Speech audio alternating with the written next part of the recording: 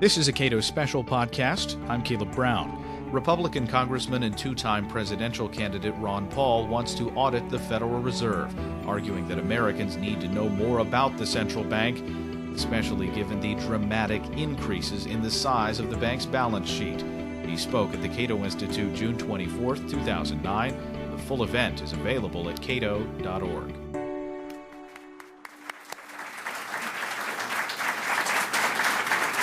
Thank you very much.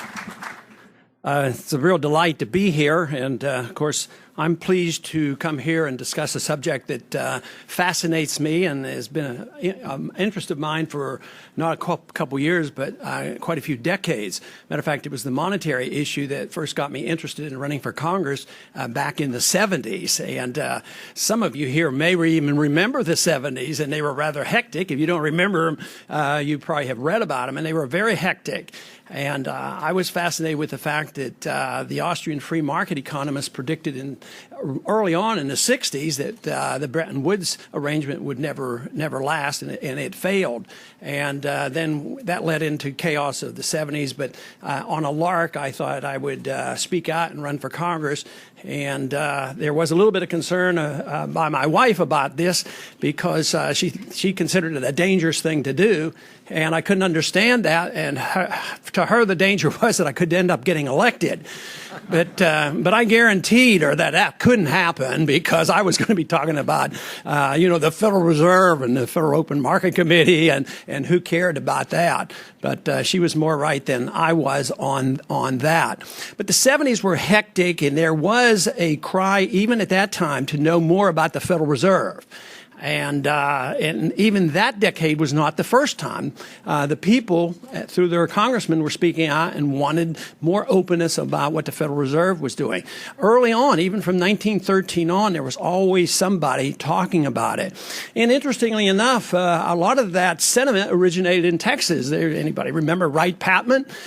He came from a populist viewpoint. He wanted to know more about how Wall Street was being taken care of by the Federal Reserve, and he wanted the books open. And lo and behold, Henry Gonzalez advocated the same thing. But they came not from a free market perspective, but a populist perspective. But at least they were advocating more openness. In 1978, there was a change in the law. It was a law that we're dealing with today. And the law said that the Federal Reserve now can be audited. And you think, well, that's fine and dandy. But interestingly enough, and this is not unusual for Congress, they said, sure, you can be audited except for A, B, C, and D. And, of course, A, B, C, and D are all the important things that the Federal Reserve does, whether it has to do with FOMC meetings, whether it has to do with international agreements, deals that they make with other central banks, the international financial organizations. All that is to be kept secret. And so it was more or less exempt from Freedom of Information, Access to Freedom of Information Act. And therefore, really, we don't know a whole lot about what goes on behind the scenes at the Federal Reserve. But conditions have changed dramatically, if you haven't noticed, in this past year. And although I've been talking about it for decades and arguing that we had a financial system that was very friable, very vulnerable, and it was the Fed that was creating the bubbles. And therefore, we should be looking into it and preventing these problems rather than waiting for cataclysmic financial crisis to hit. But and there were more than a few talking about that. But nevertheless, Congress and others were receiving too much benefit by a secretive Federal Reserve system that created money out of thin air and was able to finance big government. So there were two groups over on the Hill that loved this setup. The one group, the conservatives, they loved it because you could finance war without being responsible. And the left liked it because you could finance welfare without direct taxation. It was the indirect taxation through inflation, the looting of the money supply that financed big government. And the question, the best answer I have about defending my bill is asking a question. Why not? I mean, why in the world should this much power be given to a Federal Reserve that has the authority to create $1 trillion secretly? And Congress says nothing. I mean, why not? I mean, it just means that it just makes so much sense. So the sentiment has changed. It wasn't because all of a sudden the people woke up and decided the Federal Reserve indeed needed to be audited and we needed to know more about the Federal Reserve. It had to do with the TARP funds. It was $700 billion. It's sort of like what they do after the emergency, like 9/11. Well, we need a Patriot Act. If you don't vote for the Patriot Act, you're not patriotic. And they rush that through in a couple of weeks and nobody gets to read it, but the people want action. So when the crisis hit, TARP funds were passed, $700 billion.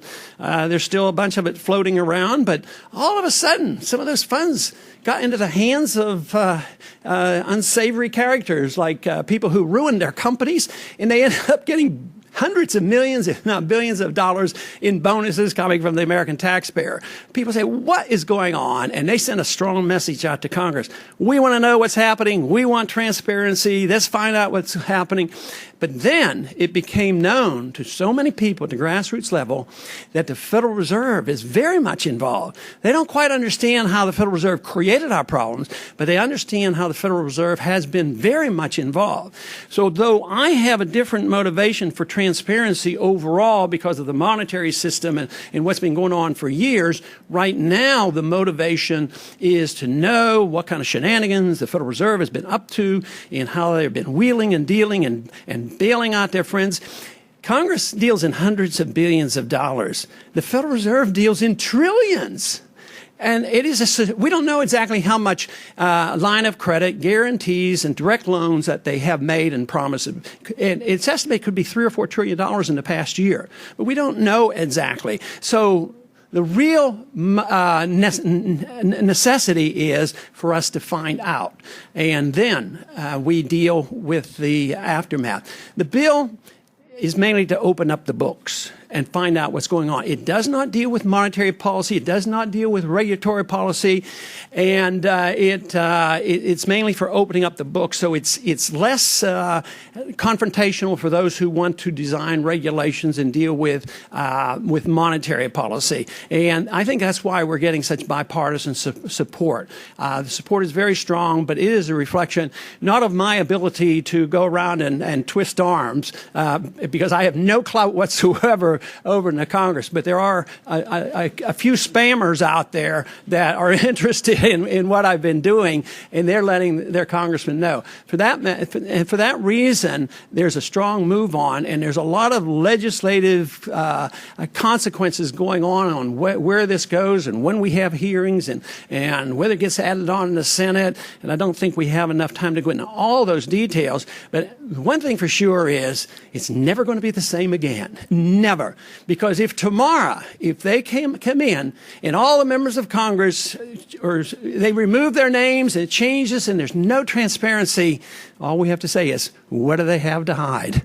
And for once, I think it's the first time the Federal Reserve has hired a lobbyist to lobby members of Congress against this bill. And guess where the lobbyist came from?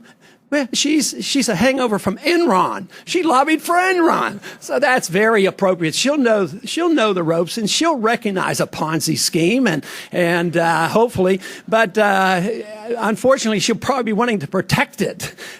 So anyway, we are very pleased with it, and the thrust of the bill is just openness to find out what's going on. And of course, my ultimate goal will be that once you find out exactly what the Federal Reserve has been up to, and the conclusion being that it's the Federal Reserve that creates financial bubbles, and of course Congress adds a lot of problems to that, but that's the key to it. And once that is known, and once you see the deterioration of the dollar, which will come, you can't double the money supply in 6 months and not have some consequences to it. That is when we will have true monetary reform, and that's when we'll have a lot more fun.